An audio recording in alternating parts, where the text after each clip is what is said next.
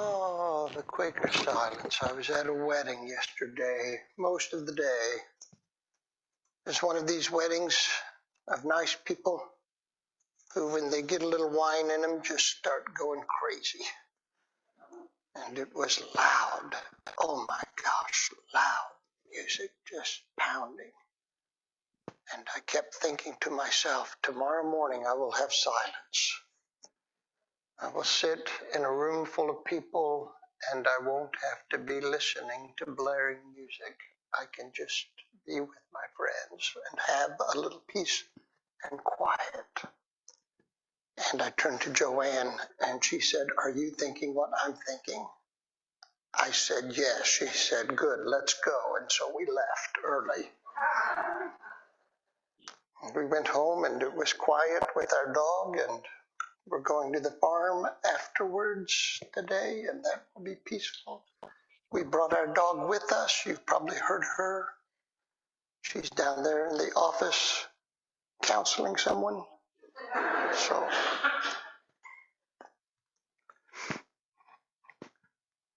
I think I was about 21 when the television show Cheers started airing on NBC. I was working at Public Service Indiana, and several of my coworkers on my 21st birthday wanted to take me to a bar.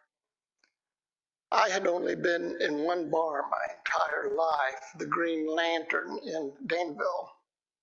I was 8 or 9 and wandered in to that bar one Friday night after going to the movie. It was right next door to the movie theater there in Danville on the east side of the square. It was a warm summer night, I remember that, and the movie ended and I walked out into the night air and past the bar and glanced in and saw the lights and heard the laughter. And I thought to myself, that looks very interesting in there. And so I walked inside, and Raymond Page, the owner of the Buckhorn Bar, looked up from behind the bar and yelled, "Get out of here, you dumb kid." The only other bar I was familiar with was the Long Branch Saloon on Gunsmoke, where people were, if you remember that show, routinely shot or hit on the head with bottles and chairs. So when my coworkers said to me on my 21st birthday, "We're going to take you to a bar tonight," I thought of the Green Lantern and the Long Branch Saloon, and I said, "I don't think you will." But then, right around the same time, the show Cheers came out with Coach and Sam and Carla serving drinks and Normie and Cliff belling up to the bar. And I heard the theme song, "Sometimes You Want to Go Where Everyone Knows Your Name." And I thought to myself, that sounds just like Quaker meeting. The people even seem the same.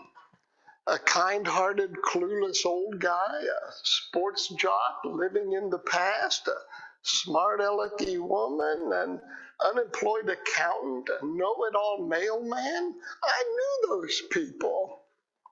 As it turns out, to be honest, I was one of those people, which I didn't realize until one day I was pontificating about something I knew nothing about. And someone said, "You know who you remind me of?" I said, "Who?" And they said, "Cliff Clavin." And so it was true. So it was true. My favorite Cliff Clavin moment. Sam walks out of the back room. He's wet. He's drying his arms and hands off with a towel. And he asked, "Does anyone know anything about plumbing?" And Cliff says, "Well, Sammy, the Romans had an elaborate system of aqueducts." We've been talking about the habits that we want to cultivate before we expire. Our Geezer Manifesto. And today I want to add this to the list. I will not be a know-it-all. No, I should rephrase that. I'm going to try my best not to be a know-it-all. I won't pretend to know the answer to every question. I will be comfortable saying, I don't know, or I'm not sure. I will make my peace with the limits of my knowledge.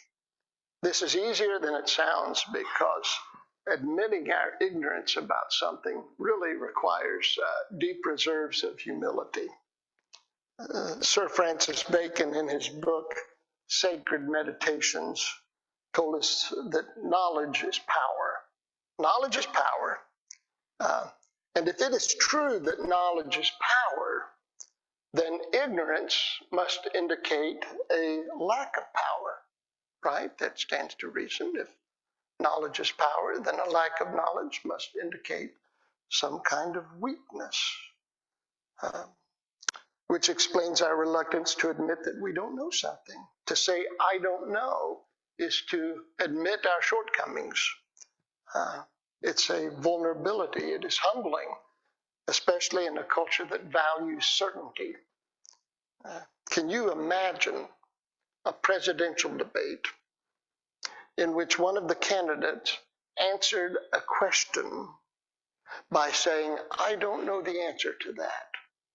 I will have to think about that and talk about that with people who do know. And after I've done that, I will answer that question.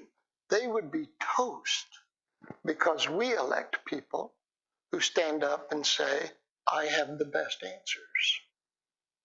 Our need to be right, our claim to know it all when we clearly don't, never ends well, causing us to prefer wrong answers to no answer at all. As many of you know, I'm a big Abraham Lincoln fan, and I love the story about when he was talking with a man who had a reputation in their community as a know-it-all. He was an expert on everything. And Lincoln asked him, how many legs will a sheep have if you call a tail a leg? And the man said, 5. And Lincoln said, no, he'll still have 4 because calling a tail a leg doesn't make it 1. Wrong answers do not magically become true through insistence. Lies don't become fact if told often enough. Calling a tail a leg doesn't make it 1. The poet and musician Chris Jami wrote, during the flames of controversy, opinions, mass disputes, conflict, and world news, sometimes the most precious, refreshing, peaceful words to hear amidst all the chaos are simply and humbly, I don't know. I don't know. I don't know. When I was 20 years old and my best friend was killed by a drunken driver, a pastor over in Danville told me it was because we were born into sin. That the world was fallen, but that nothing happened without God wanting it to be so. But when I asked Jim Wilson, the pastor at Plainfield Meeting, why my friend died, he just looked at me and said, I don't know. I don't know. Humility. Humility, which is the realization and confession that our knowledge is limited and therefore is a close cousin to curiosity. For when we don't know something and know we don't know it, we are motivated to learn it. Humility and curiosity drive discovery. A few years ago, Harvard University was conducting a poll, and what they did was approach a number of very significant scientists, asking them to name the most transformative and significant medications or drugs in history. 8 of the 10 drugs mentioned were discovered by chance, not by purpose, when curious scientists made a fundamental discovery while studying something else by accident, just because they were curious. Curiosity drives discovery. When we are humble enough to admit our lack of knowledge and understanding, we grow curious, we want to learn more, and when we want to learn more, we increase our opportunities to grow. Humility breeds curiosity, which in turn breeds discovery. I don't know, but I will find out. I don't know, but I will think about that. I don't know, but I will talk with someone who does. It is mind-boggling to think how many remarkable discoveries have been made in the course of human history with those 3 little words. I don't know. I don't know. Knowing the answer to everything is not an indication of intelligence. Just as often, it is an indication of conceit and pride, an indication of one's ignorance and one's refusal to correct that deficit. Thus, we do well to remember the words of that great Hoosier mystic, John Wooden, who said, "It's what you learn after you know it all that really counts.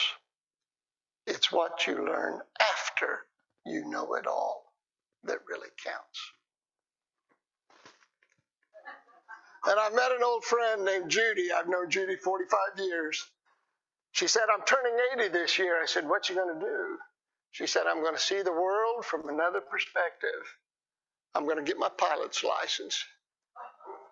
I saw her a year later. I said, "How'd your venture go?" She said, "It's wonderful. I've got my pilot's license, and I fly over all the houses I've ever lived in, all the places I've ever worked, the schools I've ever taught, and I see them from a new perspective." She said, "It's changed my entire life." She said, "Remember when you fly into the city, you're craning to look out the window so you can see familiar places and kind of place them in your mind and put them in context? But you never have enough time because the plane moves too fast." She said, "But when you're in a little plane and you have time, you can circle and circle, and you can learn, and you can look at the world and see the world in a whole nother way." She said, "I recommend it." I said, "I'm going to do that when I'm 80. And she said, "Good enough." So, friends, this week, find a new perspective. Find a way to look at something familiar with different eyes and a new way of seeing. Bless you all, friends. Have a good week. Care for one another. Care for yourself. Care for our world. Amen.